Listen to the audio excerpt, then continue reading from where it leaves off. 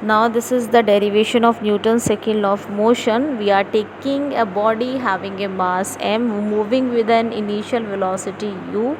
Now if the initial velocity is u, so we are taking an initial momentum. Okay, so we assume our initial momentum as p1, that is equals to m u. Okay, as you we all know this, that the formula of the momentum is p equals to m into v, mass into velocity. So mass is m, initial velocity is u, so we are taking mu as initial momentum, p1 equals to m into u. So here, according to the Newton's second law of motion, when we are applying a force, external force on this body m, okay, its velocity changes from u to v.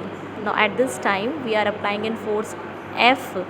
This is the external force, and when we apply this force on the body having a mass m, then its velocity changes from u to v. V is the final velocity over here, so it means its final momentum p2. We are taking the final momentum as p2 m into v.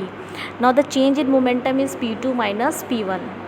According to the Newton's second law of motion, it states that the rate of change of momentum is directly proportional to the external force applied. So now F means that external force is directly proportional to P2 minus P1 by T.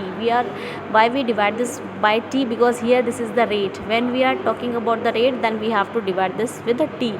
So F is equals to mv minus mu by T, as we have already calculated that P2 equals to mv and P1 equals to mu, and take m as common, then we have v minus u by T. Now from the chapter motion, you have learned the rate of change of velocity is the acceleration of that body. So v minus u by T is equals to a. You have learned this in the first chapter. So we put a instead of v minus u by T, that is F is directly proportional to ma. Now when we remove the sign of the proportionality, then we have a constant.